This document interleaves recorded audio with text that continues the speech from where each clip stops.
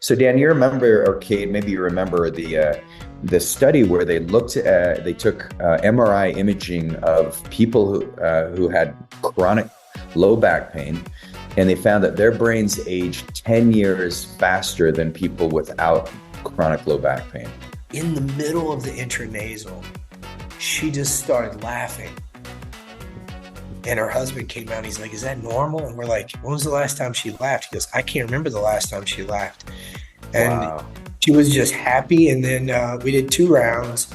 And after about a month and a half, there was a significant improvement in quality of life. But I'll never forget hearing her laugh echo through the office. With shift workers who they had them take tests, cognitive tests, when they were on like a normal circadian rhythm, 9 to 5 shifts.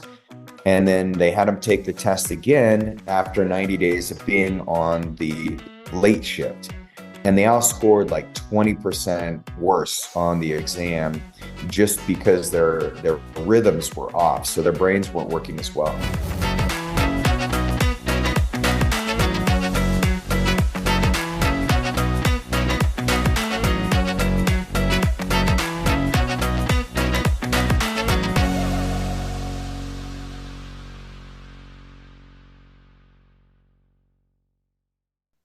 Yeah, for those of us in the longevity space, the thing that we need to start harnessing now more than ever is protecting our clients' brains, because at the end of the day, the brain is the one organ that we want to be as healthy as possible. And so one of the ways that we do this is, looking at this whole complexity, the brain's evolution, which we talked about today, Dan. There's so many different aspects. We touched on psilocybin just because it's the funnest one to talk about when it comes to the brain evolution. But the other thing we didn't touch on is the fact that once we're able to make fire and we started cooking different foods and we had a diversity of our diet, that was a huge evolutionary jump. And then just the capability that we had when we became Homo erectus, we could actually use our hands while we're walking and we could carry weapons. And so then we're able to create all this technology, which also has continually amplified the brain. So Dan, what do you think of, Arcade, what do you guys think of Elon Musk's Neuralink? Would you guys get hooked up to the Neuralink? I guess is my question. That's a tough question.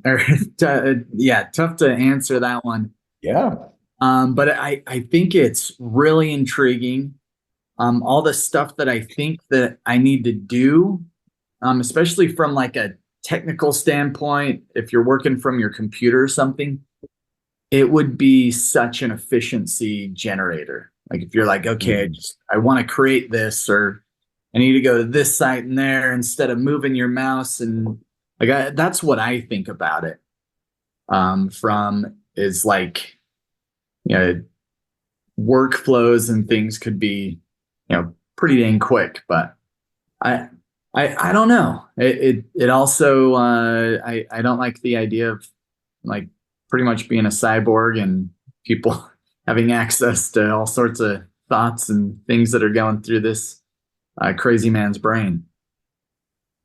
That could be devastating. They're like, do you know what Cade was thinking last night? Just have like oh, yes, we do know, but we don't need to know. You don't want to know about it. You don't want the details. I think the weird thing, my only concern so far has been like implant illness. Yeah. Oh, yeah. That's that's going to be happening as people become cyborgs. Yeah. Infections, and then rejection of the metals. I mean, yeah, it's like in the 80s and 90s, it was implant illness, breast implant illness. And that's the last place you want an inflammatory response is in your brain. You just don't last long when an infection gets in the brain.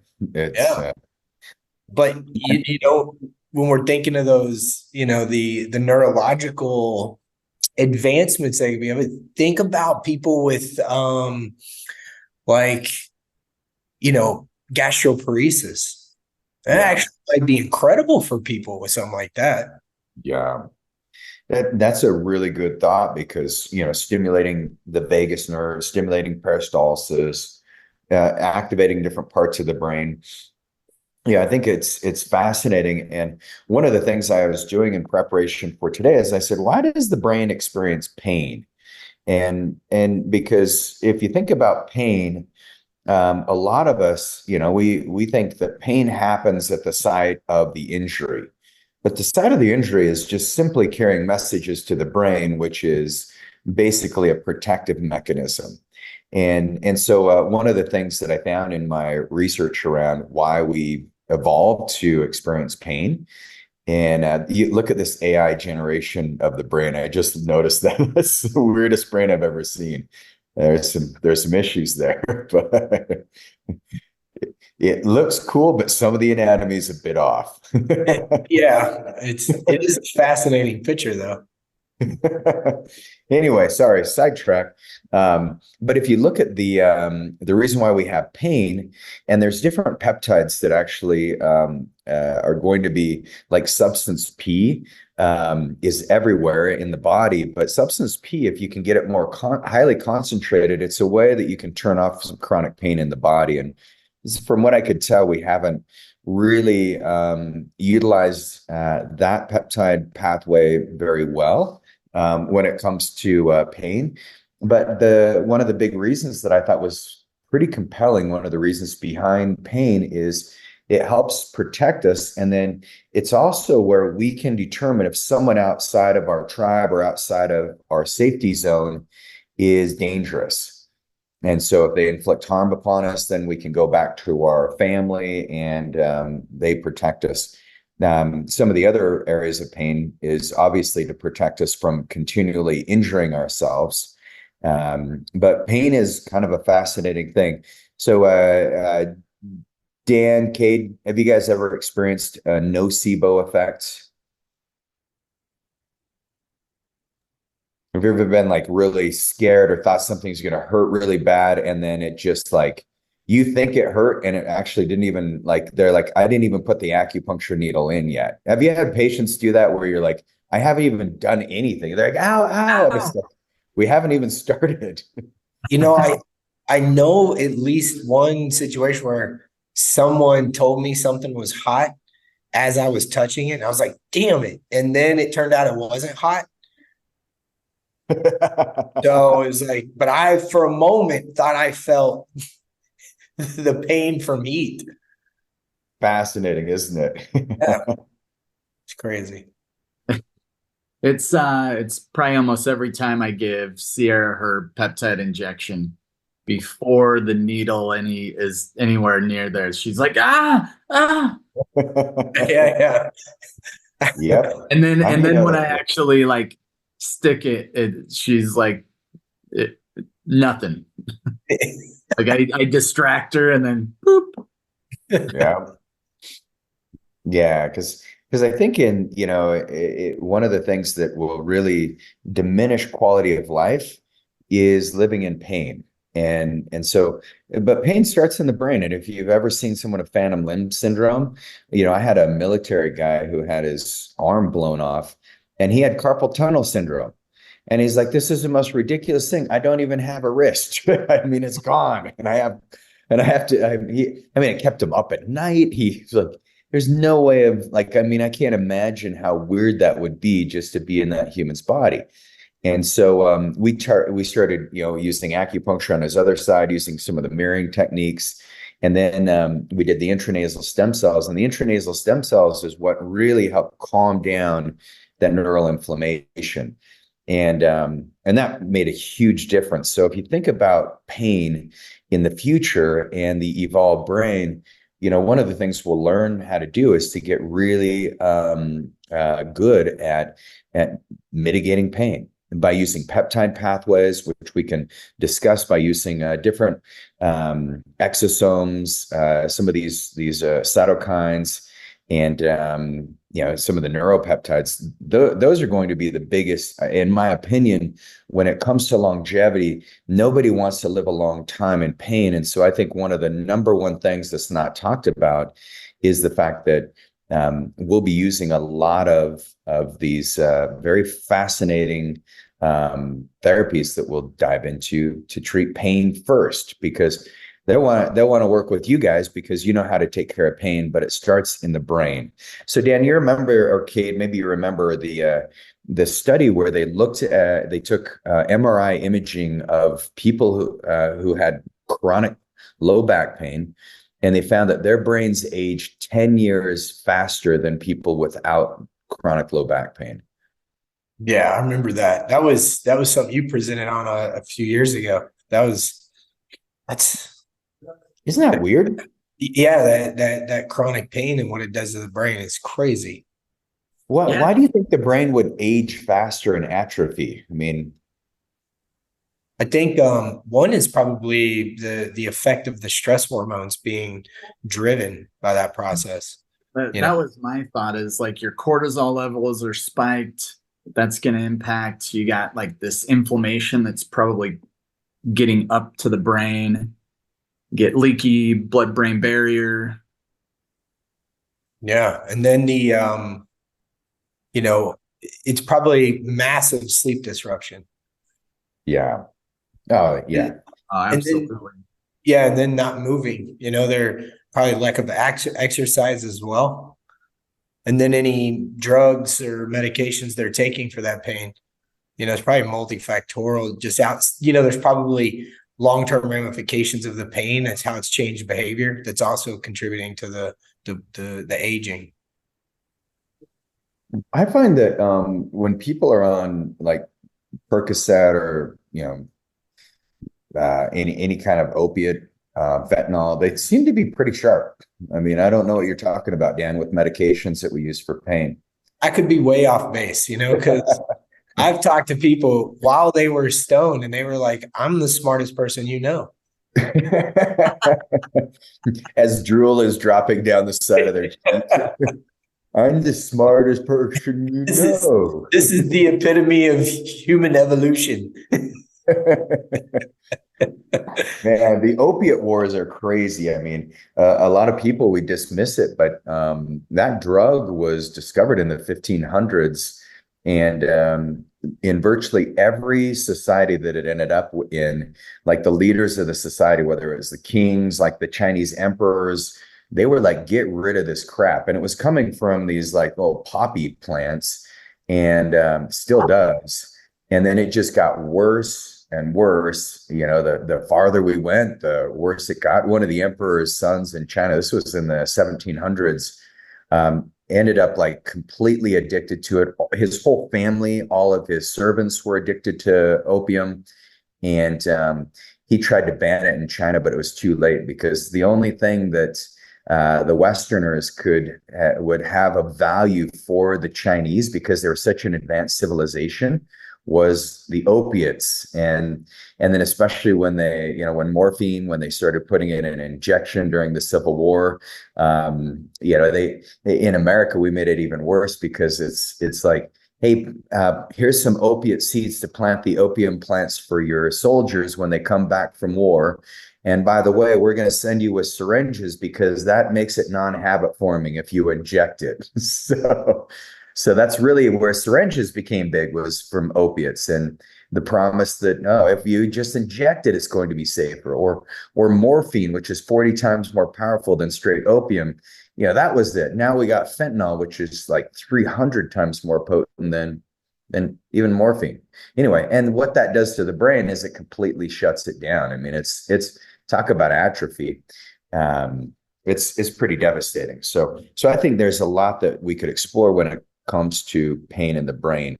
Dan, what's some of your most interesting cases of, maybe people who've had chronic pain and had like a complete remission, or some of the neurological patients that you've treated over the years? Man, pain is an interesting one, because when you get those people and they're out of pain, it's crazy. We had this one guy, and he'd come in and he had this chronic back pain, multiple locations in his back. And, they wanted to do fusions, but his, if you looked at his radiology reports, the the herniations that he had were so minimal, and but he had this chronic pain. And I think what was the most interesting thing is, so we started with acupuncture, and acupuncture was making some pretty massive, advancements in his back pain.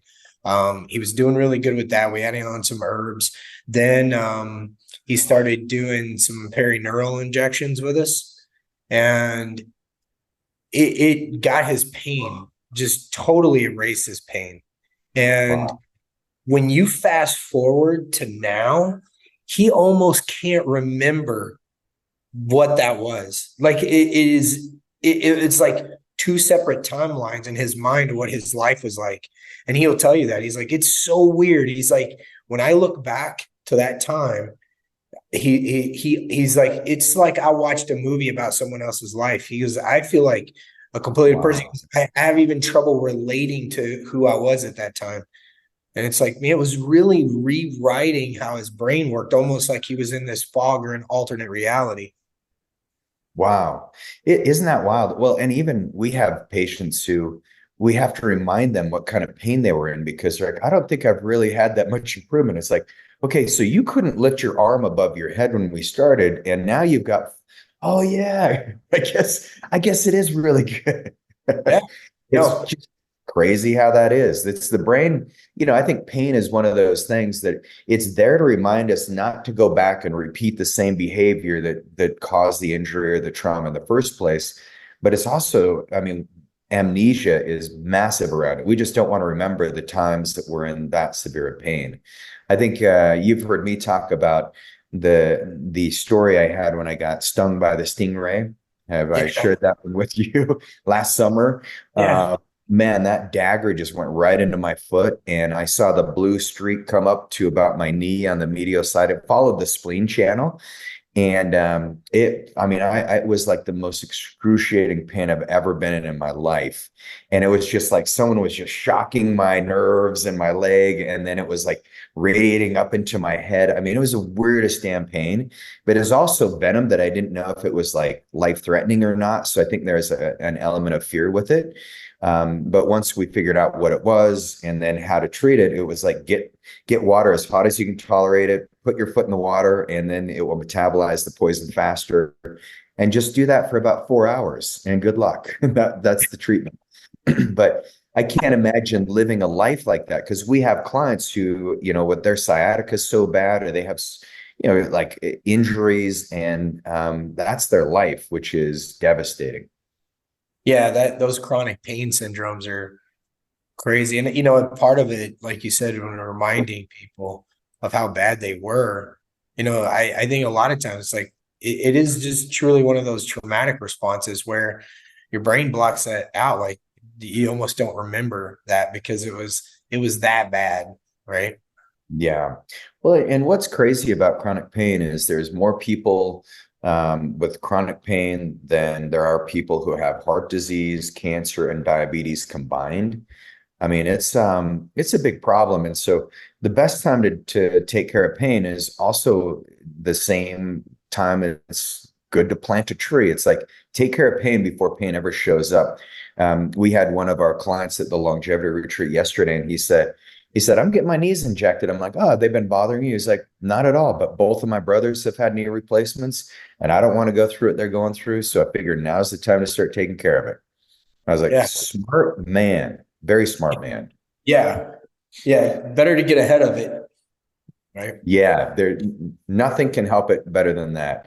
So if you look at some of the pain, some of the stimuli, there's substance P. Have you dove into substance P much at all? I haven't. It's not, I know it was like a tachykinin, right? But I Yep. don't know. It acts like a neurotransmitter. I think it has some similarity to dopamine or dopamine receptors, but that's about as far as I got. That's it. It's like they found it in every different synapses in the central nervous system. It's just released from the terminal, similar to any other neurotransmitter. Pretty fascinating because I think in the peptide world there'll be big advancements there. Endorphins, if you think about pain and endorphins, one of the things that our bodies do is they release endorphins. And I did want to kind of uncouple a little bit of the hormones. If there is a single hormone that helped improve endorphins, my guess would be testosterone. But are you familiar with any kind of like hormones influencing endorphins in the body? No, I trying to think about it. I'm sure there's, some mechanisms that I'm not familiar with. That's not, something I've gone down a rabbit hole on, but there has to be something there. You think Oh, well, you I know, mean, growth hormone, I think growth hormone, I think like maybe testosterone. It seems like when testosterone levels are optimized, like whether it's just more confidence, like that you don't have pain because your confidence, you have the receptors are saturated, or whether it has a direct impact on endorphins. The encaphalons, I think, is really fascinating. That's where ketamine is it works on that. That's originally where they thought that's what ketamine's doing, is working on encaphalons. And now we're like, we actually don't know what ketamine does. There's too many different areas. that's awesome.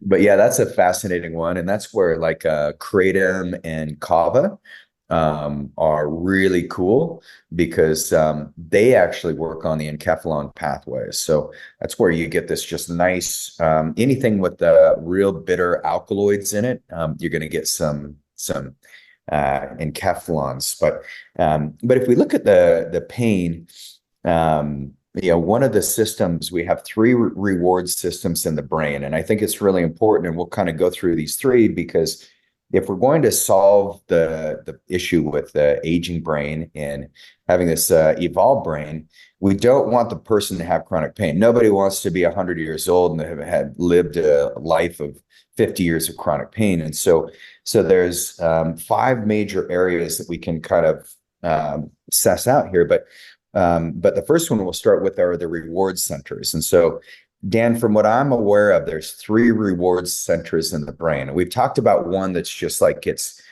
thrashed, and that's the dopamine center. And that's one of the rewards centers. Is that what your understanding is too, that dopamine is primarily the reward center? Yeah. And do you think once, and this was asked by Dr. Jones, I saw you on here, good to have you on here, but he asked, can the dopamine reward center, once we just burned it out, is there any turning back? I mean, what are your thoughts on that? Can you replenish those reserves? Well, I think, there's multiple things to consider there. We know, like in movement disorders, if you actually truly diminish like that substantia nigra, like that's, just like areas in the brain that those neurotransmitters are produced in a concentrate. If that's gone, there's probably no getting that back that we know of right now. But outside of that, I think it comes down to, receptor sensitivity, feedback loops, and the availability of resources for the body to be able to make those things. So I think in those areas, I think those latter three, those things can all be reversed. Wow. I've been listening to, I've played around with binaural beats and isochronic beats for a while, but I've been listening to specific hertz. I'm doing some research on it, but 432 hertz is supposedly like this really perfect vibration for allowing dopamine to be replenished and allowing for healing in the body. So I've been listening to that the last few days, and it could be placebo, but I definitely feel there's been a nice reset in my brain. I'll be out in the sauna in the morning with the red lights and sweating, and just got the 432 hertz on, and then jump into a cold plunge. It's been pretty invigorating. That's awesome. Yeah. I think resetting and reducing, it's like that, like a technology detox, a tech detox. I think like eliminating all the stimulatory effects of things or the actual stimulants themselves is a critical piece to resetting those pathways. Yeah. Yeah, no question. So that would be, one of the rewards systems. And it's just like anything biologically, if you push a pathway too hard, it's going to break. And it's not like more is not better. And unfortunately, our bodies aren't very Americanized. Bigger, better, faster, more. Sometimes less is more. And in biology, most of the time, less is more. So the second reward center that I'm aware of is the endorphin center. And we talked about a few of the things. There might be some hormones that improve it. I've seen some interesting things on like IGF-1 to unlock the endorphins, and then using peptides like Cmax. Cmax is a great one because you can access endorphins faster with Cmax, and then you'll push it harder. Your intensity levels will be harder. You'll be able to go, longer, recover takes less time, mostly because of your pain threshold. Any thoughts on the endorphins, runner's high, things like that? No, I mean, the only in the office, the thing that when we're looking at endorphins that we look at is like that low dose naltrexone. So that people get a natural, the body doesn't recognize that there's already some out in circulation. So you're increasing that because, those have the anti-inflammatory effects. They can suppress the effects of autoimmune disease, chronic pain. And I mean, that's those are so powerful. Those neuro, opiates that, it's basically how those things work.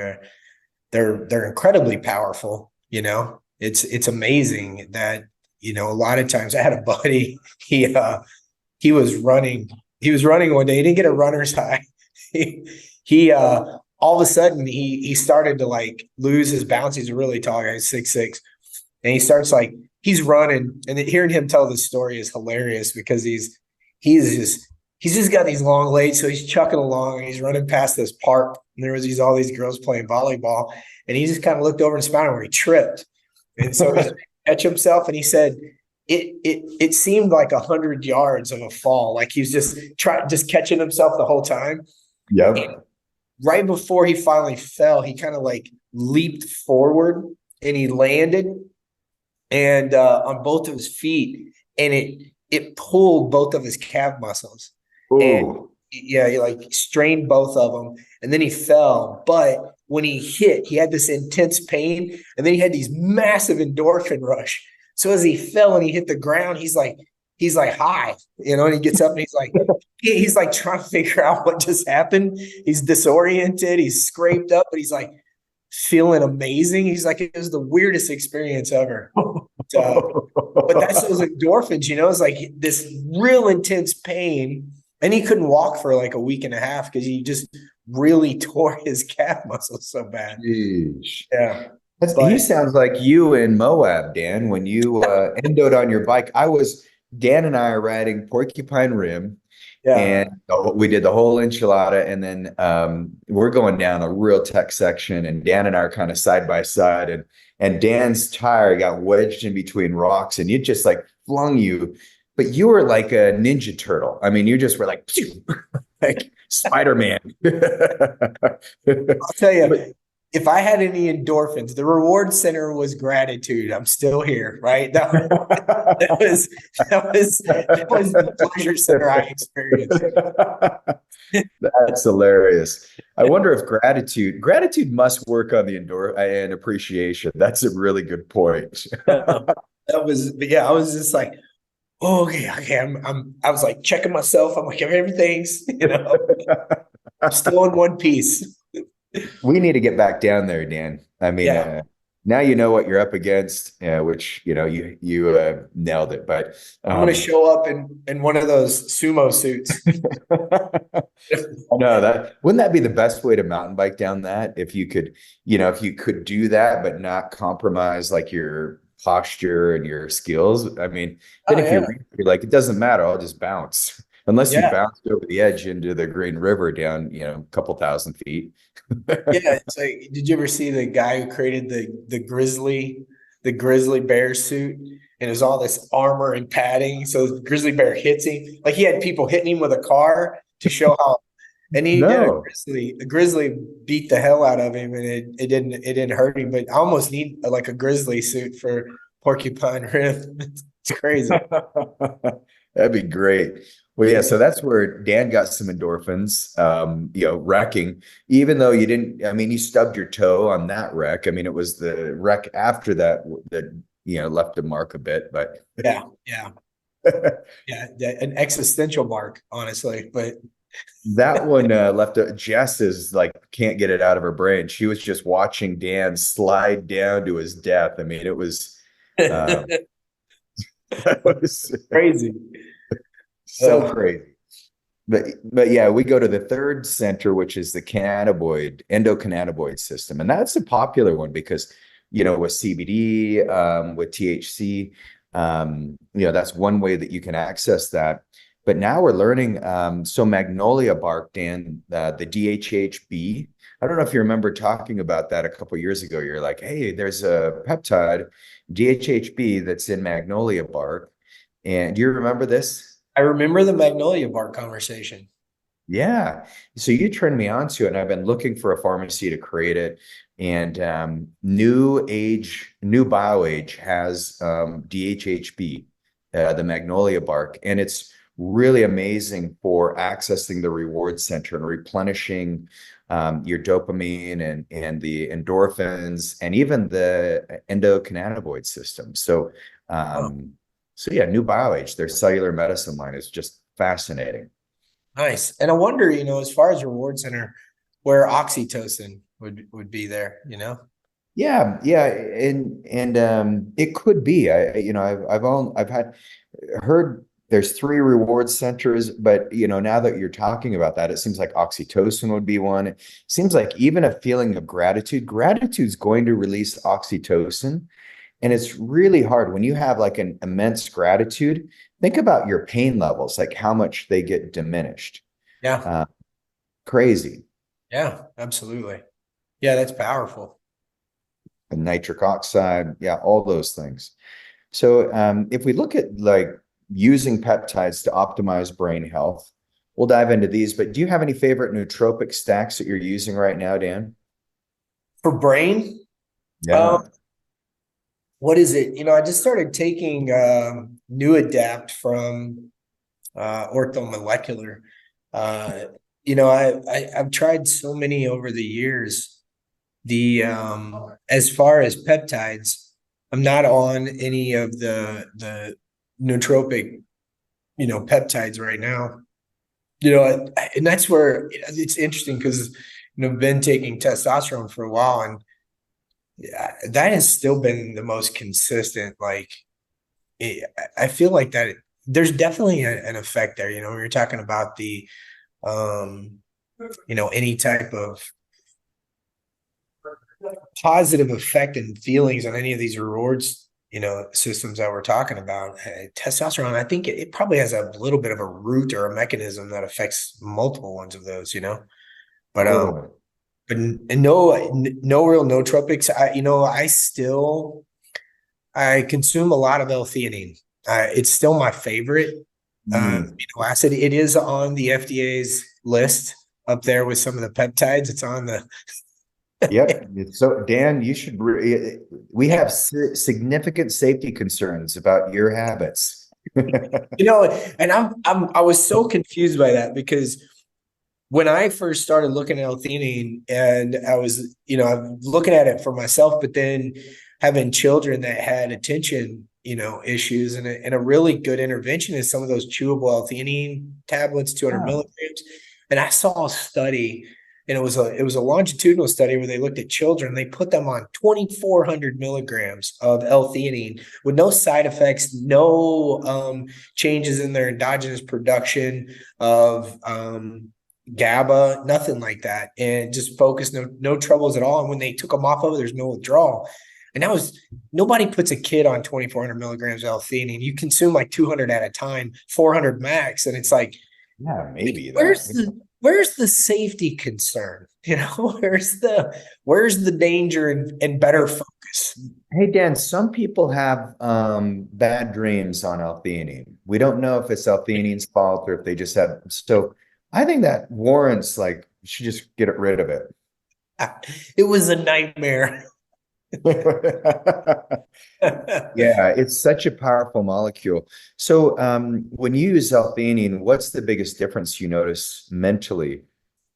Well, I do get improved focus, and I don't know if it's so much because the induction of alpha waves, but it also, it's calming. It's easy for me to get a little amped. And I love drinking coffee, you know that. And so it's like those adenosine, the effect on adenosine and those adenosine receptors, it's so nice.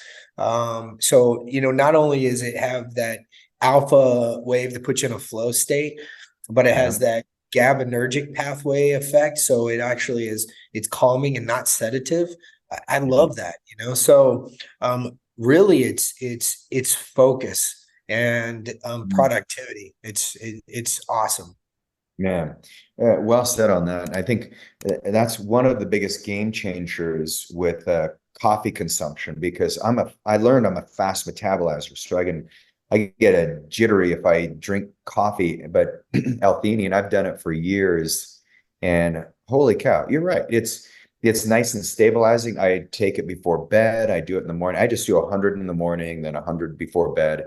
Some days, if I'm like I just really, if it's a cold day and I just want to keep drinking coffee, then I'll add in another L-theanine. But just so you guys know what Dan's talking about on the adenosine receptors, adenosine is that's the countermeasure from a stimulant. It's how our brains get sleepy because it's like, oh, Dan's all jacked up on coffee again, and let's make him tired. And so what L-theanine does is it helps saturate those adenosine receptors so that your body doesn't have to get that induction of sleepiness. So you need less coffee is that's what I found with me is it just like the impact lasts several hours instead of, like an hour where you feel like super alert and ready to rock. Yeah, it's pretty amazing. Yeah. Well, another peptide, you guys know I've been exploring with Cmax for quite some time. Interesting study that they found is they did a study on power plant workers, and these guys were doing. Have you heard this study, Dan, on the shift workers? Because shift workers mentally, it really is hard on the brain. I don't know if I'm familiar with this story, so I'm eagerly It's awaiting. Yeah, so this one is interesting because with shift workers who they had them take tests, cognitive tests when they were on like a normal circadian rhythm, 9 to 5 shifts. And then they had them take the test again after 90 days of being on the late shift. And they all scored like 20% worse on the exam just because their rhythms were off. So their brains weren't working as well. And so what they did is they said, well, we really need these shift workers because we do. I mean, we have energy demands as humans. Our energy demands aren't diminishing; they're only getting stronger. And so even when we're sleeping, and so what they did is they gave the workers a pretty good dose.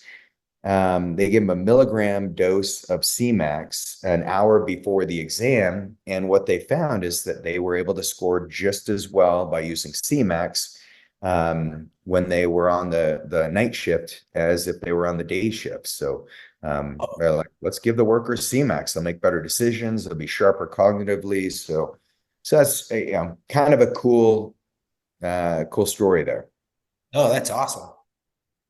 Some of the research shows that it can help with anxiety, with memory improvement.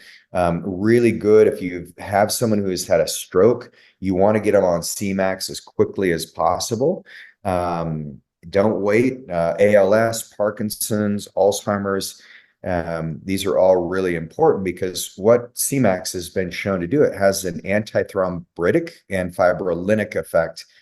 And then it also is protective for the gastric lining.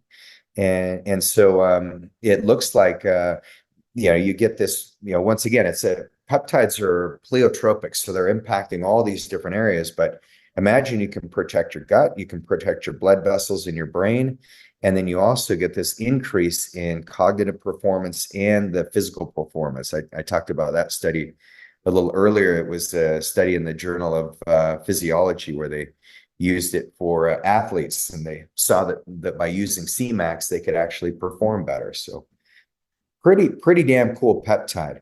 Another great peptide that if you're thinking of on the nootropic side, Dan, have you done the dihexa? Have you spent much time using that one? No, and every time you talk, they're like, my issue is like every time we talk about peptides, I'm like, there's so many I still need to do. Well, dihexa is cool because it was initially it was a peptide that was being used as a possible treatment for Parkinson's disease. It actually started as an angiotensin, so they're looking at it for hypertension, and they found it didn't really help with lowering blood pressure. But they found that the patients that were on it in this clinical trial, there's a pharmaceutical company that was funding it at the time, and once they saw it wasn't effective for any kind of like hypertension, they pulled it off. But the company who was being funded by the pharmaceutical company said, hey, people are really noticing a big improvement in their mood, in the way they feel, and the way they think. And so they used dihexa as a treatment for patients who have Parkinson's, because dihexa is a great peptide to replenish the dopamine, and we're talking about that earlier. But dihexa it opens up the neurotransmitter, so you get nice secretions of dopamine without the need of continual stimulus. So could be a pretty cool one. You remember the NeuroFuel? Remember Roy Krebs from Natural Stacks? And I was going to bring up Natural Stacks just a second ago. We were talking about theanine because they had the smart caffeine. Yes. Yeah. What were you going to say on that one? The smart. Well, he had the caffeine with the L-theanine. Oh, right. Yeah. No, I remember Roy. We have to have him on again. Yeah. I think that would be interesting. So, you look at all these therapies and it's like, holy cow, there's so many nootropics, so many things you can do for the brain. And I think one of the best things you can do for the brain, which Dan was talking about earlier, is get your hormones optimized. And then the big one is looking at the stem cells in the brain. So Dan, how many intranasal, are you guys doing much on the intranasal side? Is Tara getting into that yet? Well, because we haven't been doing we haven't done any or performed any of the presentations on stem cells in so long. It's not nearly as frequent. We're getting ready to have a client come in here in the next 2 weeks, but we had some really good outcomes, and everything that we did it for was not for optimization. It was like, we had an ALS and then a Parkinson's patient. So those were the two. And I will tell you, the Parkinson's client came in, and that was the most wild transformation I've ever seen. And she, really, how you'll see that there's not their facial muscles, so their expression in their face is off and very low, like total demeanor. Over, she was a sweet individual, but very low demeanor on a lot of things, and came in and movement issues. First time she came in she was on a walker and had to have a helmet on, and very, very cautious. Husband helped her get on the bed, and we put her on peptides and did the intranasal. And in the middle of the intranasal, she just started laughing. And her husband came out and he's like, is that normal? And we're like, when was the last time she laughed? He goes, I can't remember the last time she laughed. And she was just happy. And then we did 2 rounds. And after about a month and a half, she came back in for a follow-up, and she came in with just a cane. And got herself on the bed. So it was like there was a significant improvement in quality of life. But I'll never forget hearing her laugh echo through the office. Like, and Yeah. like I don't know, like talking about reward centers of the brain, you Yeah. know, it massively made some significant changes in the impact, especially for the getting the laughing that happened on the first intranasal session, like 20 minutes in. Man. And 20 minutes in is approximately, according to Arnold Kaplan, that's when you pretty much have, gotten as much as you're going to get out of that mist. It's all going to be transported through that sphenopalatine ganglion. I mean, what a fascinating, I mean, that treatment I probably is one of my favorites. That's where we've got Ben Greenfield coming out next month. And so everybody who's going to be attending, we're going to be doing intranasal on the ones who, they, opt in on that procedure, but it's all around brain rejuvenation. And Dr. Andrew, good to have you on. He said, should ALS, Parkinson's, stroke, Alzheimer's stay on CMAX for a long time? What do you recommend? And we just had a fascinating conversation on this yesterday on our retreat. We had Kate, I don't know if you're available, but Dan, I wish you were at the retreat yesterday. It was like we had a very intelligent group there, like people who really wanted to go deep. But one of the things that was asked is the same thing. Like, even if they have, these major conditions, being on CMAX, chronically is it might be diminishing returns. So you'd want them to be on it for 3 months and then shift into another peptide. And that would be really helpful, Ray. Think about like CMAX and then cerebrolysin and then move on to dihexa. But you can use new pep. New pep seems to be, 4 or 5 days out of the week, but you want to cycle all these nootropics so that the body doesn't get lazy. So hopefully that helps.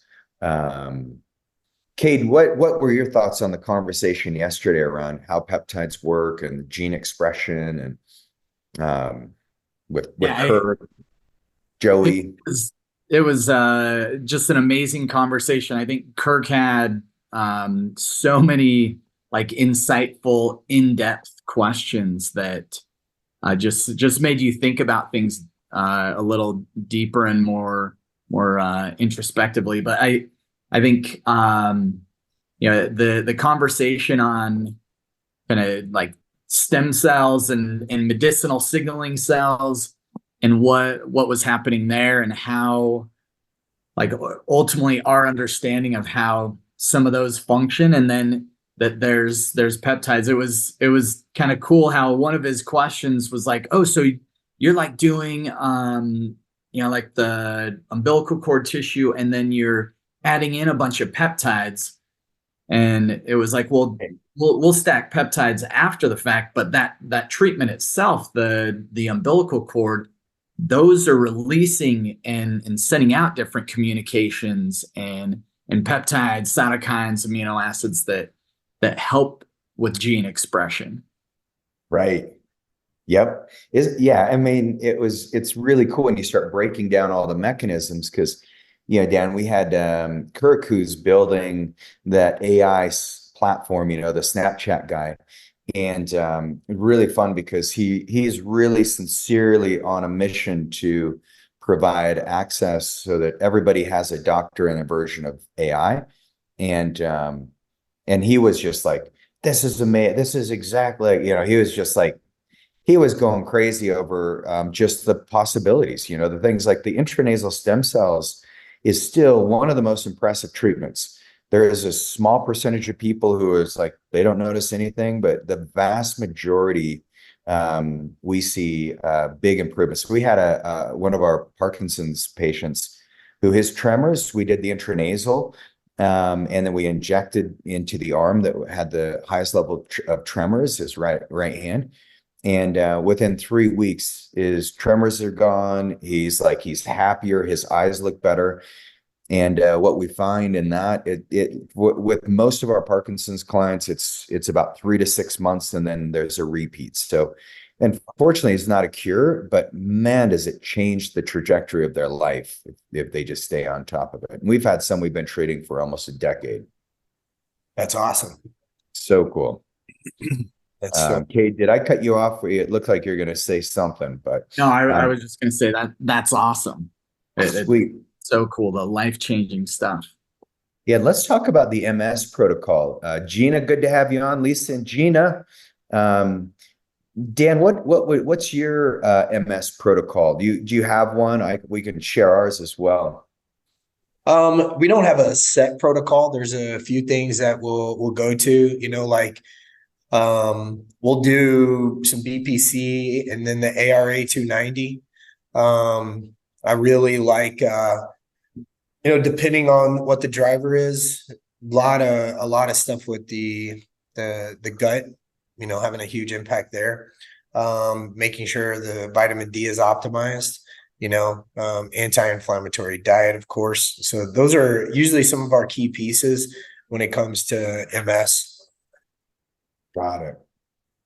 Yeah, and one of the things that we found is you want to do intranasal stem cell 1 unit, and then you want to do 2 units intravenous. And then, obviously work on the gut, knock down all of the inflammatory barriers best you can. And then, same, the BPC is really powerful. ARA 290 for the small nerve fibers, the myelin sheath. Some of the other peptides like cerebrolysin IVs for MS has been amazing. And I can actually jump into we can do a little fun deep dive on cerebrolysin too. I think, we've been looking at, any of the mitochondria, but some of the antiviral peptides, because what we found in a lot of those is they have like chronic chronic replication of Epstein-Barr. Yeah. So we'll use some of the like LL37 for that. Mm-hmm.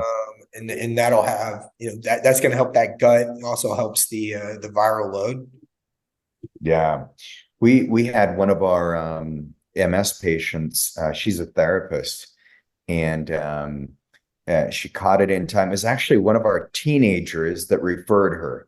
How cool is that? And he was his therapist, and she's like, what's changed? Because he came out, Cade, well, he was Brian Sweet. He knows Brian Sweet in Minnesota. And so Brian's like, you got to come out here. And it completely, because he's had concussions and he couldn't focus in school. He was just like getting mischievous, and it completely changed his behavior. And she's like, what did you do? And he told her, and she's like, can that help my MS? And he's like, let me get you in touch with Regan. And so she came out and had her first treatment about 6 months ago. And then she was just back in the clinic for a second one. And she was already like walking better. She could sleep better. Her whole affect, like her face looked happier. She wasn't getting, a lot of MS patients are incredibly intolerant to heat. And she had, her temperatures were regulating. Her blood labs looked 10 times better. So there's a ton, and there's not a singular protocol for any of these because every MS patient has a little different manifestation. But in general, it's take care of the gut, clear out infections. That's a really good point, Dan, on the Epstein-Barr viral load. What's some of the most effective treatments you found for EBV? Typically, you definitely want to get the gut healthy, right? So the immune modulation, so your thymosins are always really good there. As far as supplementation, turmeric, resveratrol, andrographis, and broccoli seed extract, they all have a different effect on the viral replication and some of the turnover of the viral proteins. So those will all slowly knock that down. So those are really, those are some of the best things to use. And then your typical viral things like L-lysine are really good. But I would say, when you're looking at any of the natural therapeutic inhibitors for the viral function and replication. Those are the top four that we've seen some really strong impact for. So turmeric, resveratrol, andrographis, and broccoli seed. That broccoli seed, basically your sulforaphane, right? Yeah, which makes sense. I mean, essentially, you're just clearing out the smoke so that your immune system can handle things.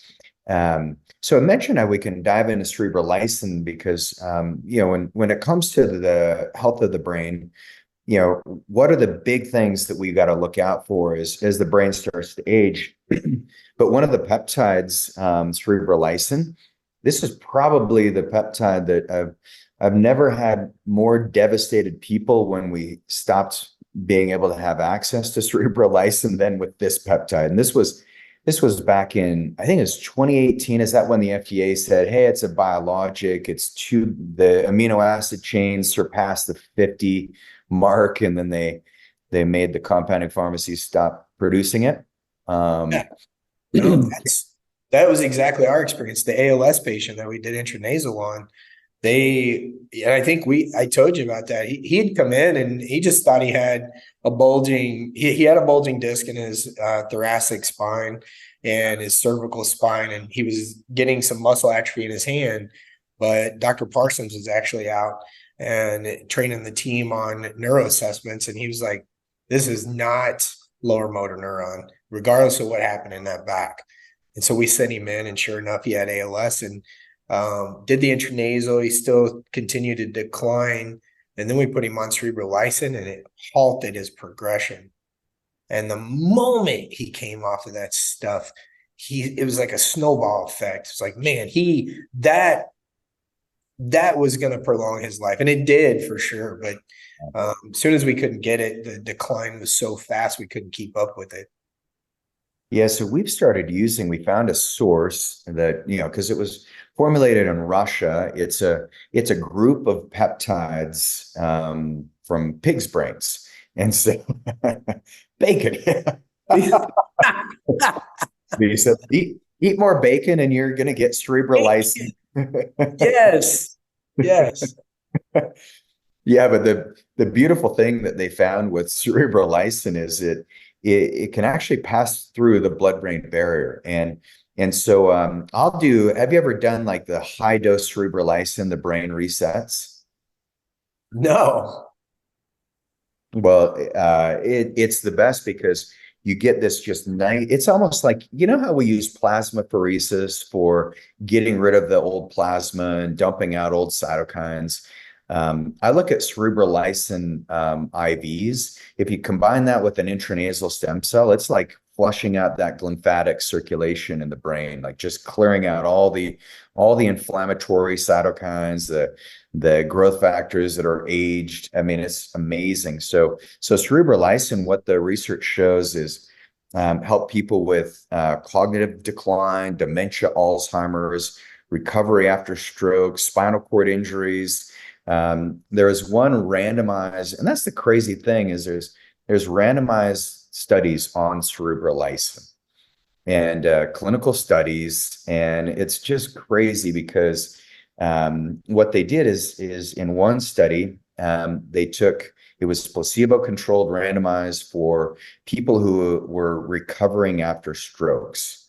So what they found is that as they looked at the group that had the cerebral lysin, this was delivered on a pretty high dose, 5 milligrams, over the course of 7 treatments, and they found that its safety was compared to that of placebo, and it had a favorable benefit to risk ratio. There's no difference between placebo and the cerebral lysin group. They also found it was a relatively small sample size, but for those who did participate in it, they had an improvement in 4 weeks in cognitive and global function. According to the scale, the clinical interview also found an impressive change with the caregiver input. So they found the caregivers also scored the patients better. So the caregivers didn't know if they were on the drug or the placebo. And then they found, this was 192 people enrolled, 95 were randomized to placebo, 97 to the cerebrolysin. And then at baseline, there was a significant difference after 12 weeks. It even improved even more with the cerebrolysin, where there was a 73% improvement in overall on the depression score, so their mood, their affect, and then there's a 57% increase in their cognitive ability and movement. So that doesn't suck. I mean, it's just it's a fascinating peptide, and so this goes back to, anytime you're thinking about how can I protect my brain, well, using some of these peptide structures, they seem to be very well tolerated, very safe, and there's some great ways to doing it. So, excuse me, they use 10 ml vials, and each vial was 215 milligrams per milliliter. So, yeah, and so what you can do is, in some of the dosing, if you have like ALS, MS, TBI, stroke patients, then you'll want to do, get 10 ml vials and then do 1 ml daily over the course of like 40 treatments. So 40 days and just build up the body with it. Or you can do an IV if you can, and just do weekly IVs. And that's what I did. I did mine for 5 weeks, and it was awesome. I think my IQ raised from 32 to 40. It was impressive. That's incredible. Did everybody else notice it too? No, just me. Totally. I wish my wife did. She was just like, I'm just not quite. That's hilarious. It's funny. All right, so there's one way that you can the bacon button. There's one way you can amplify cerebrolysin to the brain, and that's by including thymosin beta 4. And this is done especially for really traumatic brain injuries, or if you're working with clients who've had TBIs. Make sure you're doing cerebrolysin and add in some thymosin beta 4. You can even use the TB4 frag from Dr. Holtorf's company, Peptide Sciences, and yes, can Alzheimer's be reversed? Dan, I'm going to pump that one over to you. What do you think on Alzheimer reversal? Well, there's and I can't remember the name of the doctor. Peter Attia had one of his neurologists. Or neurologists from this particular doctor, and they've had a 1,200 person study, and they're reversing Alzheimer's through diet, lifestyle, nutrition, and they actually have some studies on it. So that they're seeing, as far as they know, as far as all the measures as function and cognitive ability, focus, mobility, memory improvements, they're seeing a halt in the progression of the disease, and then some people getting some reclaiming. So and it's pretty, it's a pretty entailed process, and I'll search and find who it was, because it was a great episode. But okay. It was earlier this year that I listened to it. So yeah, the best thing I've seen is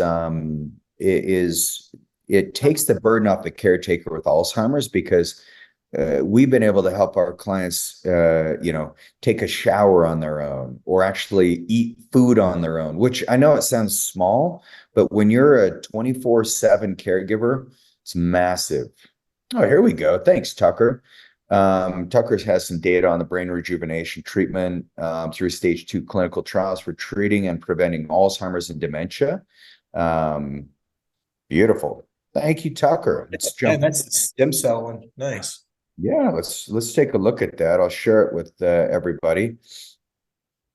Because really, at the end of the day, I mean, there's not great treatments for Alzheimer's, but and this is where some of the plasmapheresis at the Da Vinci 50, David Hasse, who's been on the podcast, is a great friend. He's doing a lot of work at taking out the old plasma and exchanging it with albumin, or in some cases, putting young plasma in.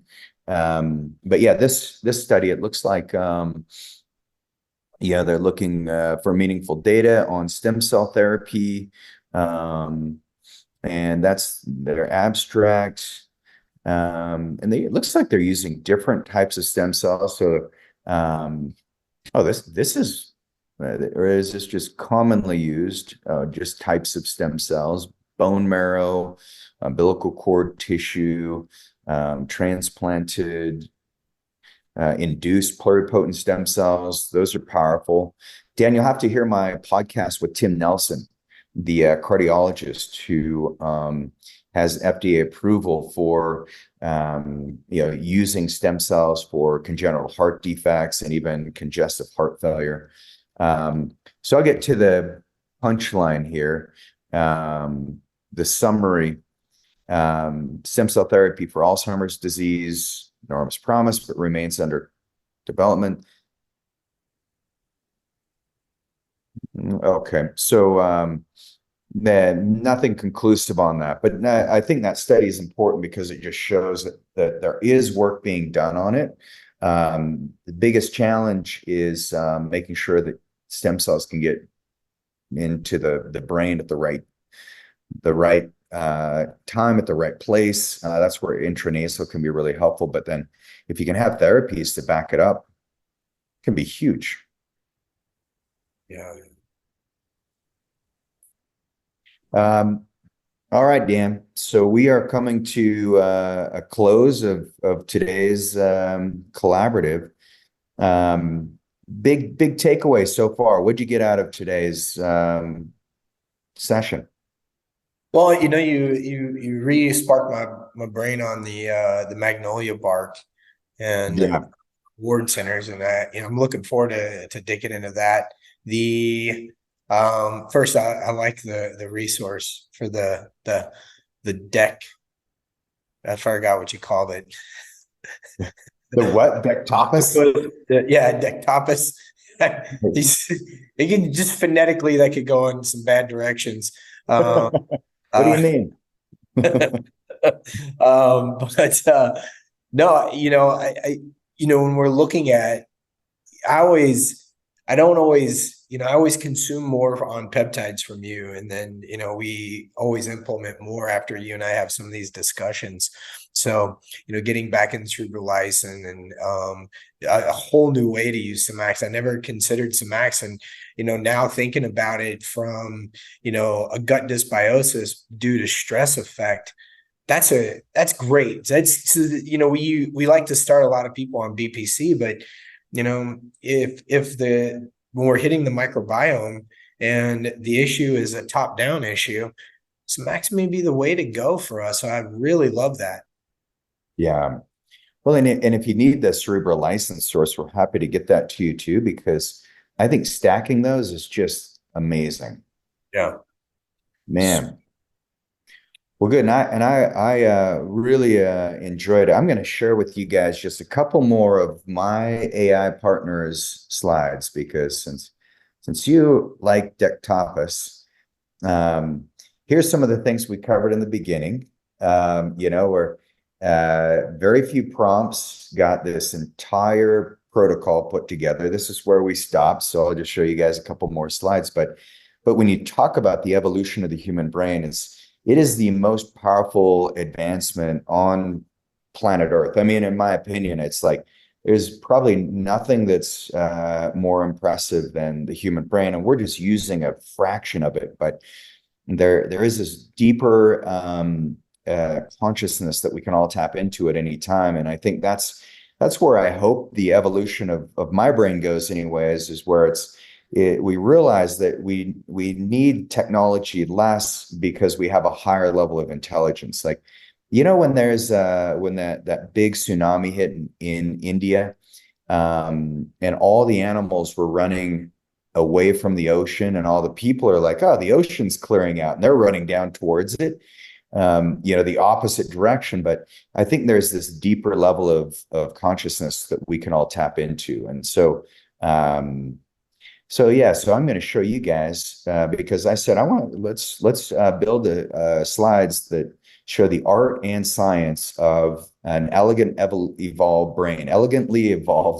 And so look at this beautiful picture with a kind of a weird looking brain. Once again, the anatomy is not 100% accurate on AI, but it sure can draw some great pictures. Like if your Super brain looks like, what's that, Cade? it's super interesting now. Yeah. Yeah. I mean, if your brain looks like this, it might be a problem. Almost looks like there's testicles growing off of that brain. Well, it looks like a mushroom, and then you look at that article that Rudy sent us this morning, and Yes. yeah, it's fascinating how like these mushrooms have been around for so long. Crazy. Yes. Cade, what was your takeaway from the day? I think I I don't we don't talk as much as I think we should about cerebral lysin and what some of the impacts have been there. I think that was a really interesting, intriguing conversation.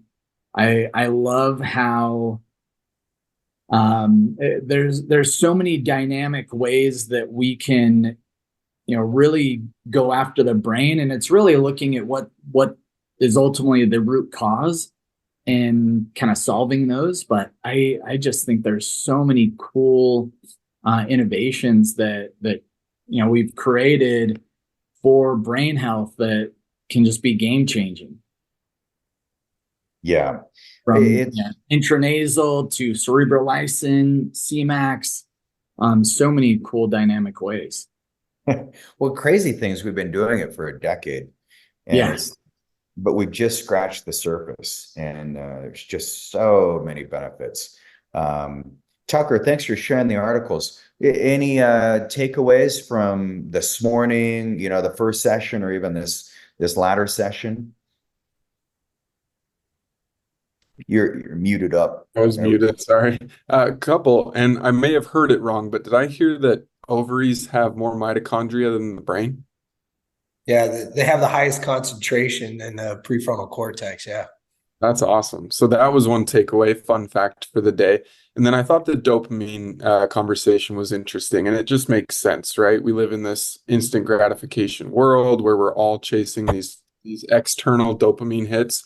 And so I'd be surprised if there weren't changes to our receptors and how our body is using that. So I thought that was interesting dialogue, and it'll be kind of interesting to see how things develop there as the human brain continues developing.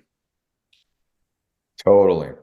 Yeah, I think it's interesting because right now we're at this time in our life where I believe that we can actually choose how we want our brain shaped. Like if you look at Dr. Daniel Amen's work, the anatomy of the brain changes about 20 years before any kind of chronic disease expresses itself.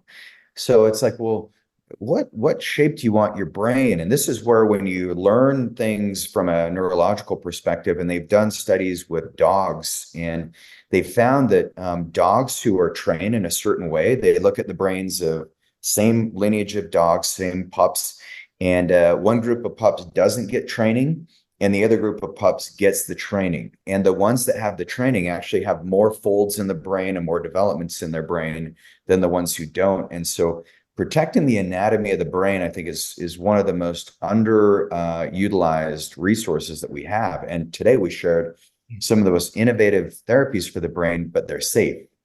And so I think if you stack like cerebral lysin, Cmax, NuPep, the DHHB, put some kava in there, and some great social connection and some 432 hertz vibration, I think you're going to change the actual structure of your brain. And then if you can get rid of all of those quick dopamine hits and do some fasting, do some more meditation, I think we'll just have like these super powered brains that don't need to be cyborged out. Sorry, Elon, I love Elon Musk, but the Neuralink is just gives me too much. It kind of gives me the little bit of pause for adopting a physical thing that gets implanted into the body. So So yeah, my takeaway on the brain today is I'm going to be a non-cyborg evolver. Is my goal, and so we're going to take it the natural route. Is what my plan is. Man, I was having a conversation with my buddy Rob, and his studies were evolutionary biology, and this really intriguing conversation leading up to today's presentation because I'm telling what we were talking about, and he's got such an interesting perspective on like paleo, and he's like, you can't do all ancestral everything because our ancestors didn't live that long, so you can't say it's going to like give you massive lifespan. You have to use these things. Yeah, but what's interesting is when we were having this conversation around the brain, and I was like, if you think about, like, let's say you build an engine and you run that engine and you go, okay, it ran so long at this speed and these parts broke down. You analyze those parts so you make those better. Well, if you look at the cell turnover rates, and I think we shared that a while back on, how long it takes those cells to turn over. Well, the cell turnover rate for the brain was like 80,000 days, right? It's just like most of your lifetime. And it makes sense because most people in history didn't live long enough to wear out their brain. So you didn't see this rise of people that's brains adapted to exceptionally long life because the rest of the body gave out. So I think that puts us in a position where, okay, our muscles can heal fast, our bones can heal fast, our liver can rebuild itself because of all these environmental exposures and turnovers, all these amazing things. But if you want to live long, the one tissue that doesn't normally turn over and heal really fast is the brain, and we have to make it do that. Yeah, well said, man. And next week I'll be having a lunch with Brian Johnson. He's done a ton on longevity. I'm really excited to see future treatments. I know he's really into neurofeedback, but really excited to see what his thinking is on the brain, and also talk to him about stem cells. He's not discussed it a whole bunch. So it's going to be fun. I mean, this is coolest thing about the brain is we all get to choose how we want to get that muscle and that tissue just fully optimized. So Dan, I really appreciate the work you put into this morning. That was fascinating, all the stuff on fertility hormones, how it ties into the brain. So thank you. Kate, Tucker, appreciate you guys. Thanks for getting everything organized and orchestrated.